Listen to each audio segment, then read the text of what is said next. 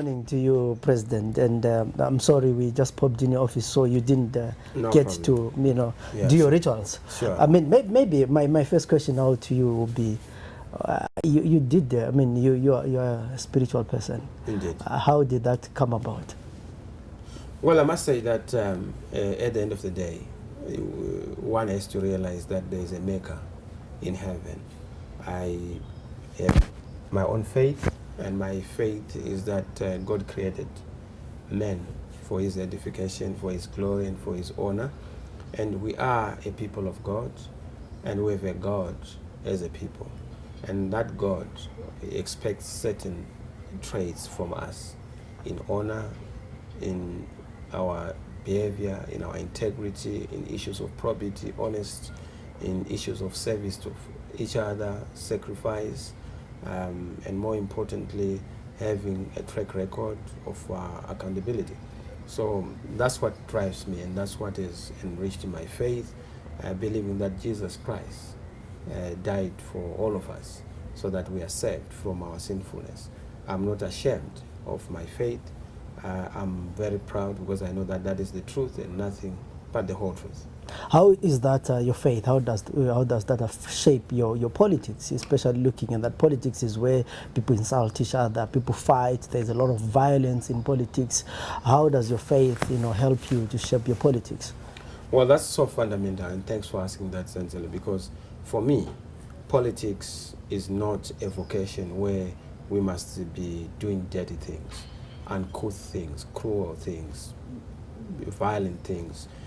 I know that people say that politics is very dirty. I don't believe that politics is dirty, but I believe that certain politicians make politics dirty. It's almost like clothes. When you see dead clothes, it doesn't mean that all clothes are dirty, all suits are dirty. You would say some suits are dirty is because of the people who are putting those suits, who are reckless and who are not prudent in how they keep those clothes. So equally in politics, I believe that we must cascade our thoughts, our conduct, deportment, behavior of honest, of peace-loving nature and character, humility, forgiveness, rapprochement, loving each other. Those are traits in the Christian faith that I believe are very important in shaping how I think, believing in excellence as opposed to violence, believing in dialogue as opposed to confrontation, believing in amity as opposed to, going apart and quarreling and arguing. Yes, it's good to argue, but argue for purposes of coming to a common position. So that's what has motivated me to be very forthright in my politics, so that it's not just a faith that is cherished, but it's a faith that is lived. Yeah, the what has been talk of town basically has been violence in the MDC recently, Buhera and wherever. And some people have said, Chamisa is a violent guy. Are you a violent person? Well, I know that people call you all sorts of things, and it's typical of political opponents and competition. You have to label and condemn. I'm as peaceful as a dove. I actually dislike hawks who believe in war, who believe in violence, who believe in macho tactics. I'm very soft as wool. I'm very cool as ice. I'm very tolerant as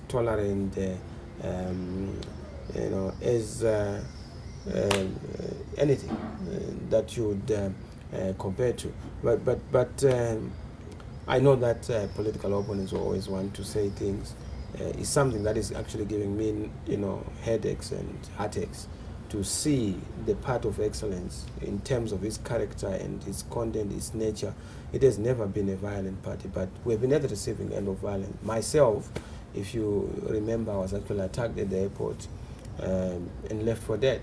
I only got to be saved through the intensive care unit at the Avenues Clinic after I was attacked, you remember, in 2007.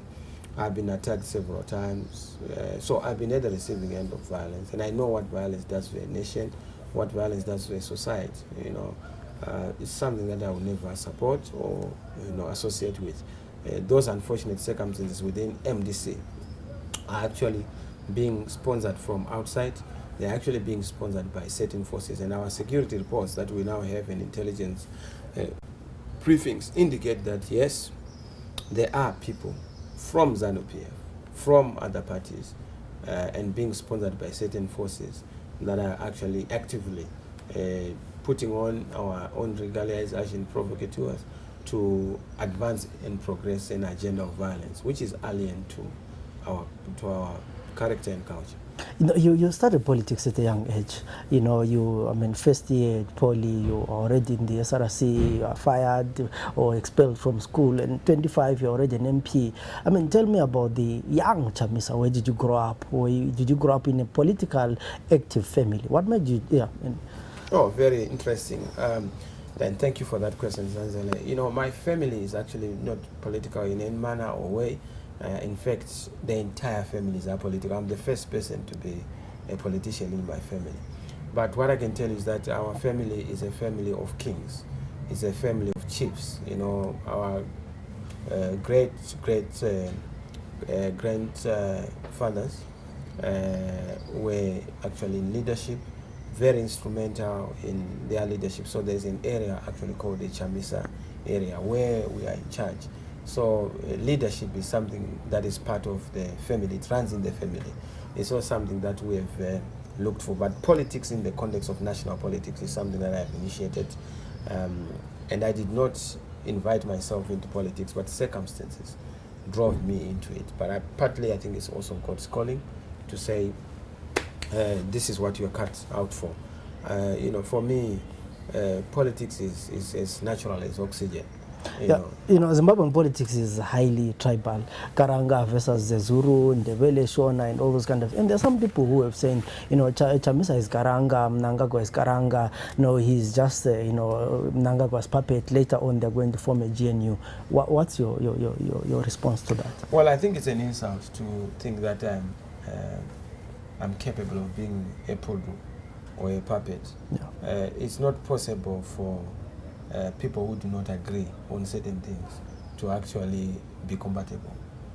Whereas we're like oil and water, it's white and black, day and night, between myself and Mr. Mnangagwa. He believes what I don't believe in. He loves what I don't love.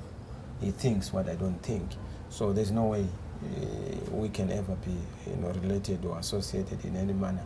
Yes, our interaction has just only been in Parliament, where we do the parliamentary work and do what is to be done in terms of our national duties. Him from the side of government, myself from the alternative government or government in waiting perspective. That has been the interaction. But I must also disabuse people of this thing to say, I'm Karanga, I'm Zimbabwe. This is part of what we want to destroy in this nation. This tribal thing is a construct of mostly people who are failed in life. They want to resort to tribe. There's only one tribe, and that is the tribe of the human species, the tribe of humanity. We are human beings. We are created by God, not in tribes, but we are created by God as human beings, and we must respect each other in that context, and of course be conscious of different set of values, beliefs, and traditions. So a geographical location cannot limit me in terms of who I am and who you are. It's just a geographical location. We'll go back, in history. It will tell you that geography can never be a sufficient factor to characterize men and women. Are you worried that elections are going to be rigged? I'm not worried. I'm concerned. Worry is when you don't have a solution. Concern is when you have an answer. Yes, the concern is that the bird does not easily abandon its song. So our colleagues in ZANU-PF know one thing, that is electoral skullduggery and electoral theft. They've never sought a mandate from the people. They want to manipulate and massage the will of the people. They are likely to continue to do that or to want to repeat it. But I can tell you that the good news for the people of Zimbabwe is that this time we have an answer, which answer is in our reforms that we are pressing for, particularly the issue of the ballot paper, particularly the issue of the registration and the BVR, to say Are there no young people who are registered who are underage from the information we have, particularly in Midlands and other provinces? So we are conscious of those things, and we are actually making sure that we flush them out, and we're going to expose the culprits for who they are. We have not yet seen your party manifesto. I mean, are you going to be launching anytime soon?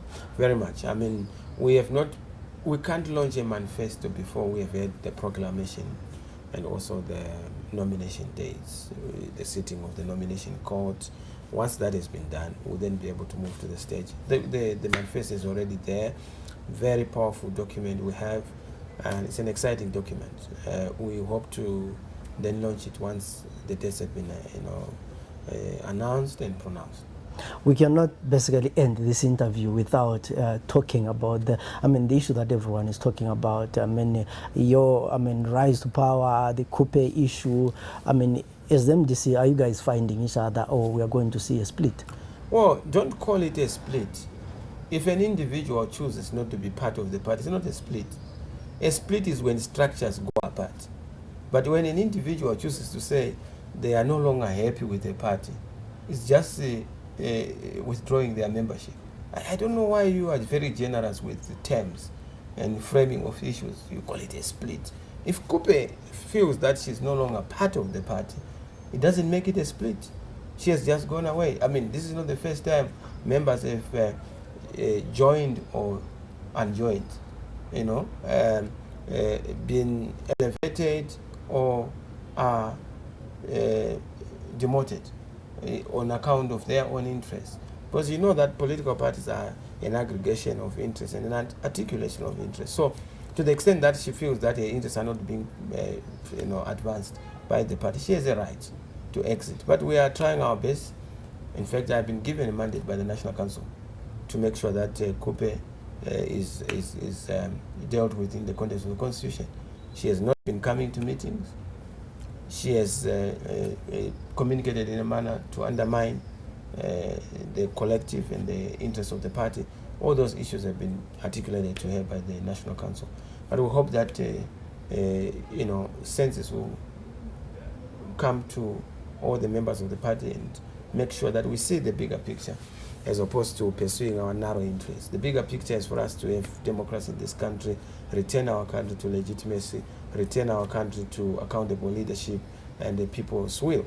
Those are the issues, instead of pursuing our sectoral numerator interests. So we are trying our best, but don't call it a split if then she chooses to walk away. It's a democratic right to walk away, as it was also a democratic right to walk in when she walked in and joined the party. Lastly, you are a very young presidential candidate, and we have quite a huge number of young people who are going to be voting. What is your message to the young people of Zimbabwe? 2018 is the young people's moment. It is the young people's revolution, not just a Zimbabwean revolution, but an African revolution. Not just an African revolution, but a generational revolution, which is a global revolution. You know that young people have a duty to do their best during their time. Age should not be a limiting factor of young people being able to advance their collective interests as a generation, but their collective interests in the context of the nation. So yes, this is going to be a very important election. It's an election of a lifetime. This is a choice between black and white, a choice between, like I said, day and night, the bad and the good, the past and the future. This is a very clear choice between, what is wicked and what is pure and what is righteous. And we represent what is pure, what is righteous. The other guys are clearly ambassadors of the past, ambassadors of darkness, ambassadors of hatred, ambassadors of violence, and we represent the opposite. Thank you very much. I know you are a busy person, and we very lucky to just get these few minutes to talk to you. There could have been so many questions that we were going to talk to you, but maybe what I can say is that maybe let me take this opportunity to say, if we set up an online chat with young people where they will ask you most of the questions, because they've given me a lot of questions which Sure. I'm not able to ask. But if we get time and ask you to come on Twitter and answer the questions, will you be able to do pleasure, that? my brother. I'm ready to roll anytime. You can call me, whether it's in Mulawayo, in Harare, anytime, be free. In fact, not just the young people, I also hope that you elevate it and make sure that even the elderly, because they don't want to be left behind. This is a national project. It's not just a young generational project. No. Everyone must be involved. We are ready. Thank you very much for your time. Thank you.